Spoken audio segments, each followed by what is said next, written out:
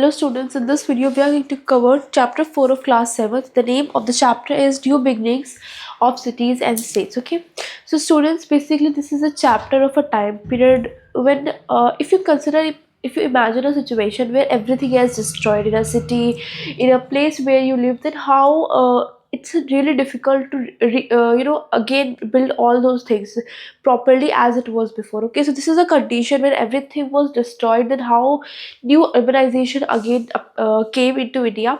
So we are going to study about that time period. Okay, so basically what are the synapses of this chapter? We are going to study about Japanese and Mahajapanidas, early democratic traditions, the Varna Jati system, more innovations and developments elsewhere in India. Okay, so let's start with this intro of the chapter. Okay, and our first topic is the Japanese and Mahajapanidas. Okay, so towards the end of second millennium BCE, okay, BCE is basically common era. People in North Indian began forming regional cultures, okay. Groups or clans of people who spoke the same languages and followed similar customs started living together in certain areas.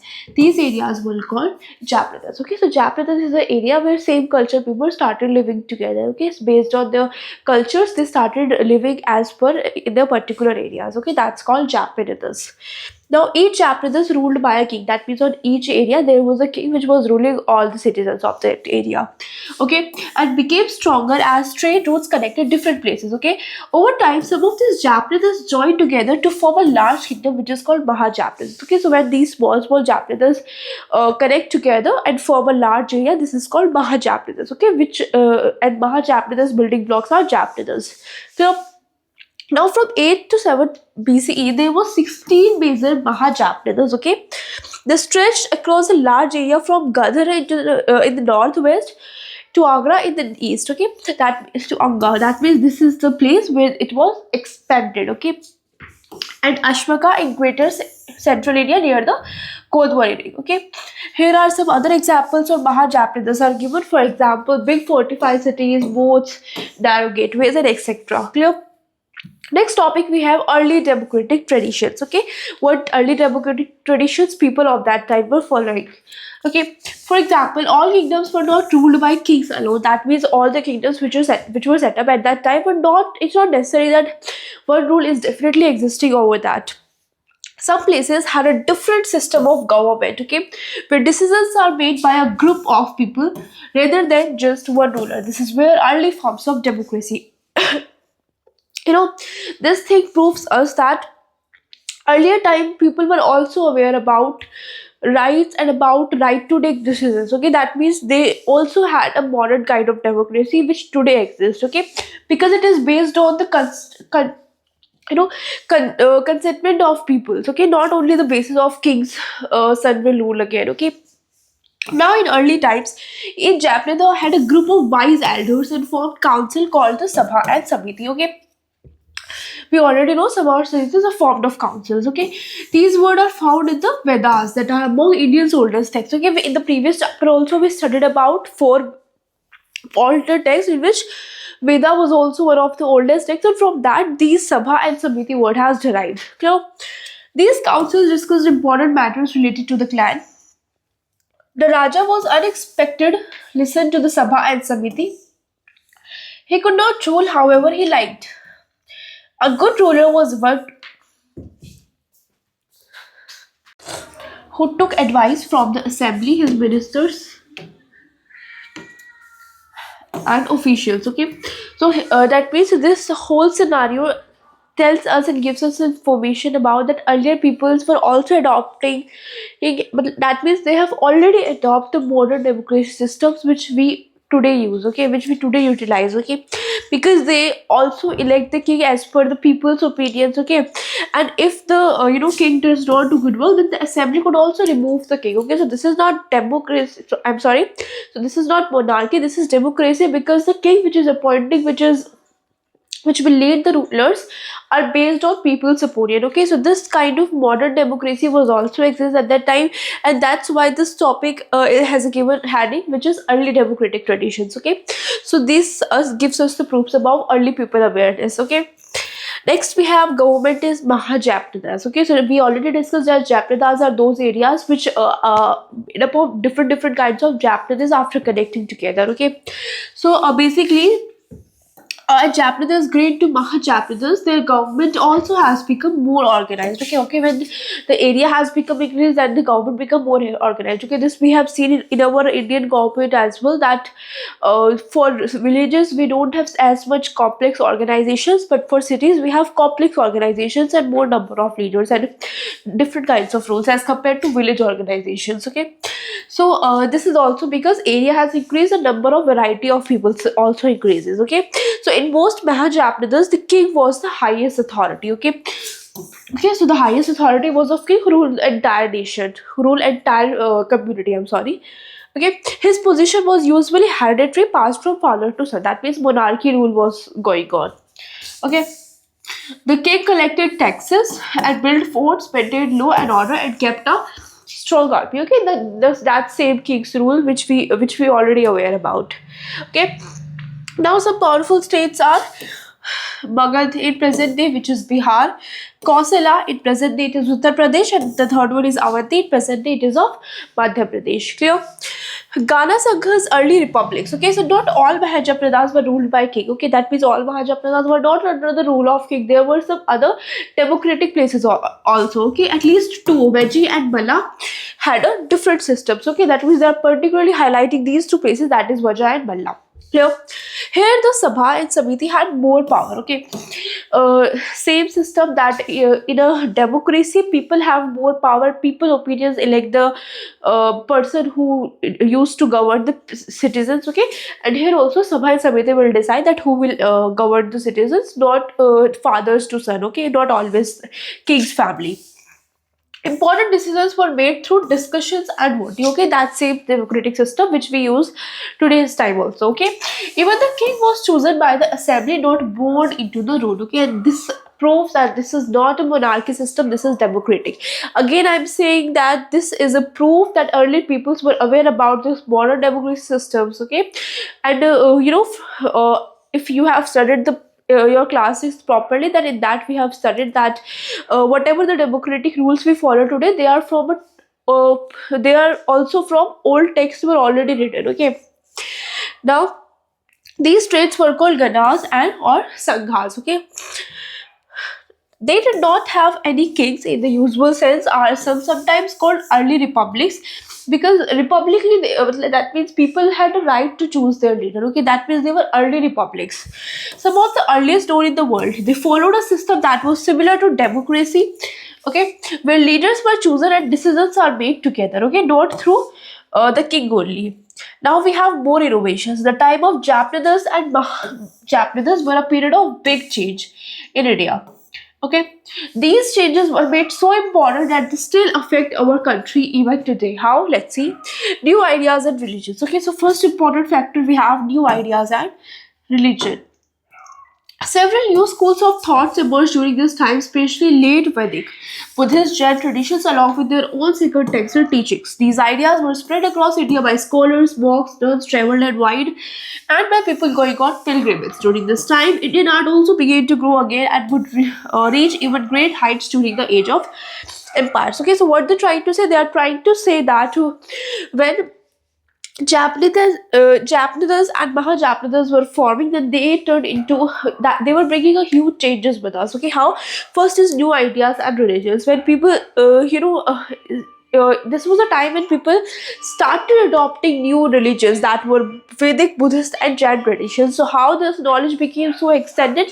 Because followers of these religions go place to place, go different Japanese, Mahajapanese, okay, and share their thoughts and highlights their importance of their religions, and this is how the knowledge became extended. Clear?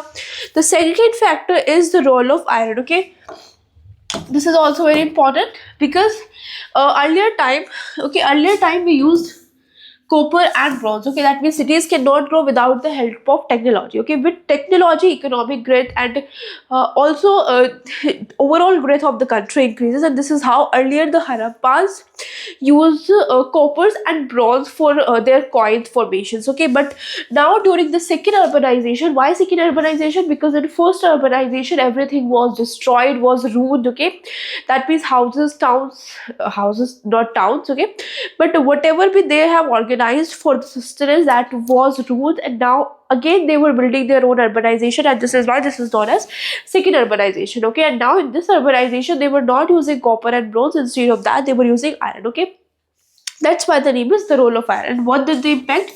Iron became the new and important material. Okay, because this was new and important for those peoples. People learned how to make iron tools and weapons, and this is how urbanization increased. Okay, iron tools helped farmers to grow more crops by clearing forests. Okay, so that means this new metal which was discovered was helping the people in several ways. Okay, these important points can become in exams. So iron weapons like swords, spears, and arrows were stronger and sharper than bronze was. Okay, and that's why they were iron was getting more popular as compared to bronze and copper. This made farming better and also led to stronger armies. Okay, that means the weapons made by iron were more stronger as compared to bronze and copper. So the army's weapons were getting strong, and overall army was getting strong. Okay. Next, we have wars and new kingdoms. This is our third point. Okay, wars and new kingdoms. So some Mahajapanese both wars with each other. Okay, we don't know how often these wars happens, but sometimes they also made peaceful alliances. Okay, these events help from new kingdoms and empires that you will learn about later. Okay, that means these Japanese were having fight with each other, but also sometimes they were having peace with each other. They were dealing peacefully with each other. So, okay, so we don't have exact data about why they were fighting. Okay, but yes, they were having fights and having peaceful conversation both. Okay, and more about this you will learn later. Okay, next, fourth point, we have first coins in India. This is our fourth point. So as trade increased, okay, we are seeing that trade increased due to metals and due to peoples are coming in the urbanization. So people needed a better way to buy and sell things. This led to the use of coins. Okay, so earlier there was no use of coins, but now coins uses were essential. Because I hope you know that earlier barter system was going on, but now due to proper exchange and goods and for better selling and buying process, this coin system is necessary. Okay, so the first coin was made up of silver with symbols punched onto them. Okay, that means there were some punching marks on them, and that's why the name was called punched marks. Okay, these were called punch marked coins. Okay, because there were some punched on that. Later coins were also made from copper, gold, and other materials. Okay, this were increasing the urbanization of that. Each Mahajapanese has its own coins. Okay, but traders used coins from other regions too. Okay, and these coins made trade easier both within India and with other countries. Okay, because every region has their own coins and the coins were acceptable from other regions too. Okay, and this teaches us that how how developed the urbanization was at that time. Okay, next we have the Varna Jati system. Okay, this is one of the important topic. The Varna Jati system. So as human societies became more complex, people began to different types of work. Societies that organized themselves into groups based on occupations such as rulers and administrators, trades and farmers, priests and preachers, craftsmen and artists. Okay, so this was very organized and people were started getting different occupations. That means the person who don't actually belong to that occupation still doing that. Okay, for need of something. Okay, for example, you will first study about uh, jati. Oh, one more thing, that this thing sometimes becomes more powerful and wealthier than other. That means it sometimes creates equality while sometimes creates inequality among people, because some are doing some particular kind of job that they start thinking about them so superior and dominant thinking start coming. Okay, so sometimes it creates equality and sometimes it creates inequality. Okay, you can also imagine this with the present happenings around you. Next we have Jati and Varna. Okay, so in Indian society was mainly organized through two systems. First is Jati. Okay, so a Jati was a community of people who did the same kind of work. Okay, like farming, metalwork, trade, or pottery. Okay, so those people who do this same kind of work are considered to be as jati. Okay, these skills were usually passed down from one generation to the next. Okay, that means if your father is doing a particular kind of profession, then your upcoming generation will also do that same kind of profession. Okay, this is what they're saying. Over time, each jati developed its own customs and traditions, such as marriage rules or food habits. Okay, so from this time period, new rules and traditions were made, which we follow till today. Some jatis were divided into sub-jatis with even more specific rules. Okay. Next we have Varna. First jati, now second is Varna. So this idea came from Vedic texts and divided society into four Varnas. Okay, again I am telling you, Vedic is the oldest text of India.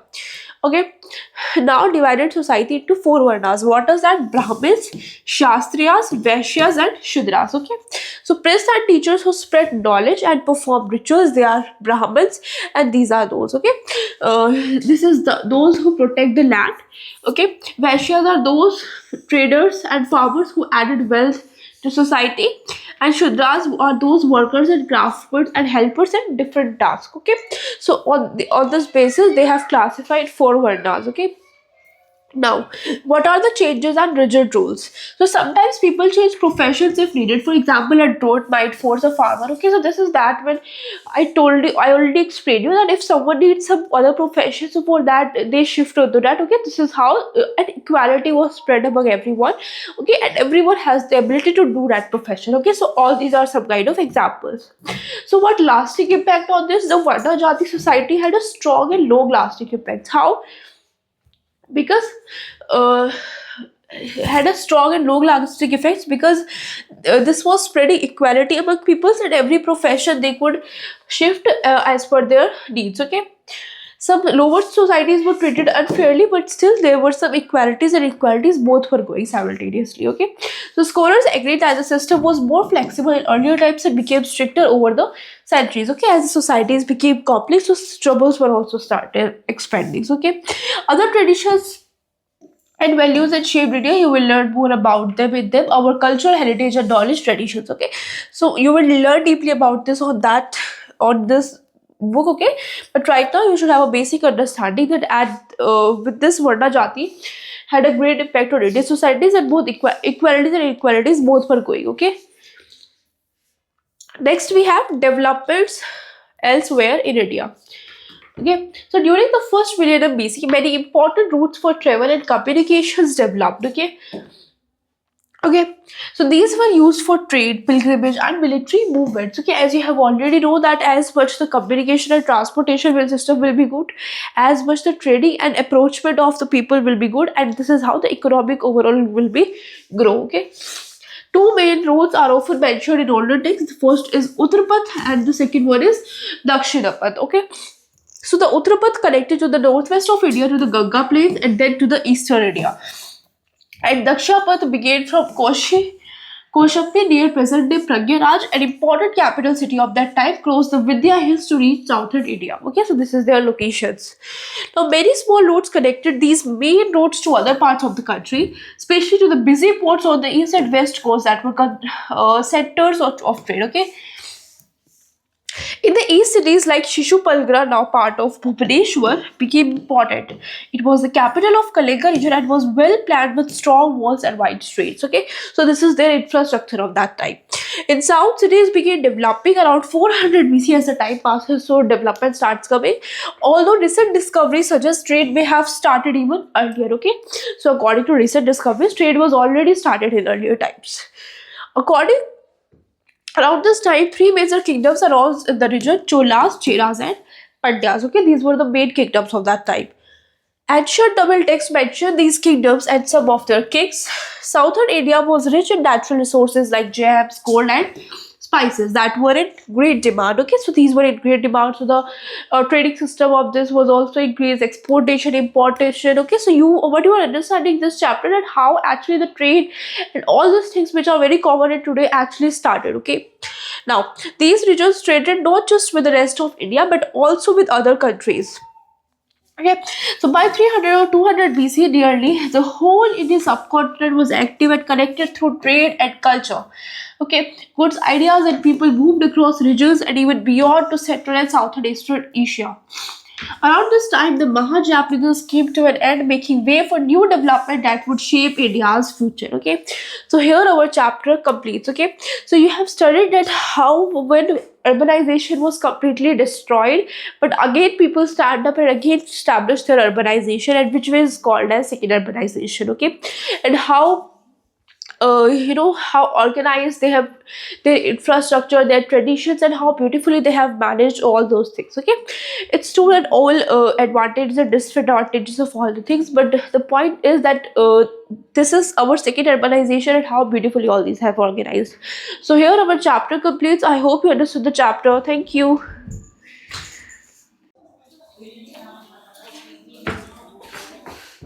Hello students, so now I'm going to do exercise portion of this chapter. Okay, so let's start this exercise portion. Now the first question we have, what is referred to as Indian second urbanization? Okay, so we have studied that urbanization, second urbanization was formed because first urbanization was completely ruined. Okay, so now in second urbanization, it refers to the emergence of new urban centers in the 1 billion BCE. Okay, I told you this thing, so this is the correct option. Next, we have what is the meaning of the term Janpada? Okay, so we have already discussed that this is a place where people have settled, and now when so many Japanadas connect together, this is called Mahajapanadas. Okay, now we have how many Mahajapanadas are mentioned in the Buddhist text Anguttara Nikaya? So there were 16. Okay, so there were 16 texts. So the Varna system was originally based on occupation and qualities. Okay, it is not based on rich, wealth, or region. Okay, otherwise it becomes monarchy. Okay, this was a democratic system, and this is why we call it as early democratic. Okay, which city had a square layout with gate walls and wide roads? So this was Shishu Palgar. Okay. Next, we have fill in the blanks questions. First is the Janpadas grew as dash networks expanded and connected them. So there were trade networks. Okay. Takes the time of the Janpadas and Mahajanpadas was a period of dash in legs. Okay, so this is a period of second urbanization. Okay, so you can write.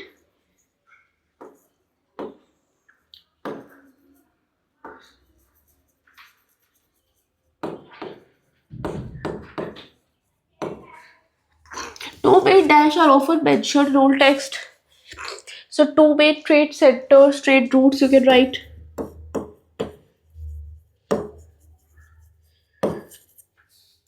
In the east, cities like Dash, which is now on Bhubaneswar. This is your main hint, okay?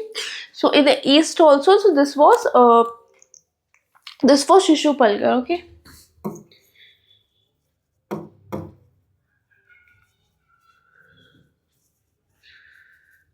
Next, we have good ideas that people moved across regions and even belong to foreign centers.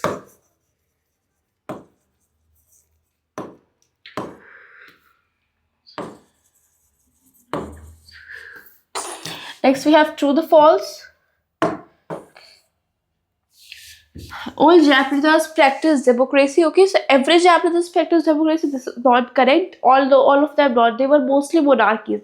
Two main specific examples were given of early democracy. Okay, so all these are not democratic. This is false.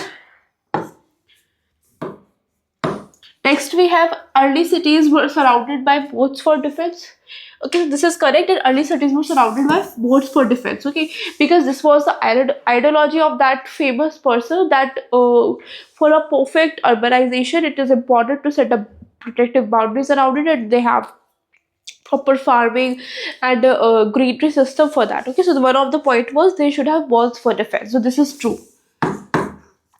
Iron tools were important for farming and war. This is absolutely true because iron is more sharper and stronger as compared to bronze and copper. So this is also true. Vajay was a powerful monarchy. Vajay was not a monarchy. In fact, it was an example of democracy. Okay, this was early democracy. Next, we have Panchmark coin were made first with copper. No, it was first made on iron, not copper. So this is also false. Okay. Match the following questions. Janpad is an example of. So these are small states and territories. Okay, so Janpad matches with this. Magda is what? This is capital of Rajkri, okay? Vajji is early republic. We have already discussed so many times. Punch marks were stronger tools and weapons. Okay. Iron was stronger tools and weapons, and punch mark or silver currency. Okay. This is not an iron. This is also silver currency. Okay. Next, we have some short and long questions. Let's cover it rapidly. Okay, so first term is Janpada. We have already discussed small term areas. Okay, small states and territories are considered to be as chapters, and Mahajapanas are the collection of chapters. Okay, broad way if I say. What is the role of Shastras? Are the Varna system to protect the people and help them. Okay, so this you can understand. Jati, a society where particular kind of religion people were exist. Okay, particular kind of culture people exist together. These are jatis basically, according to text of a book. Name one early Tamil kingdom mentioned in the Sangha literature. Okay, so write any like Chola kingdom. Okay, so any one of you can write. Name any one ancient southern kingdom that trade with other countries. So you can write Pandya kingdom. Okay, so Pandya kingdom you can write. Next, we have Varna Janpadas already discussed. What led to the emergence of Mahajapadas already discussed. Okay, with the importance of correction of roots and expanding the areas. Okay, describe one features of the Vaji Confederation political system. Okay, so we have studied so many features like there were democracy, people's voting rule was discussed. Okay, that means the ruler which will rule the citizens were based on people's opinion, not only the king's rule. The king said will become next year. Okay, so they were based on early monarchy. I'm sorry, early democracy. So any of your you can also write your present democratic rules on this, okay, based on your text. So how did the use of iron affect ancient Indian society? So we have studied so many points of this in this chapter.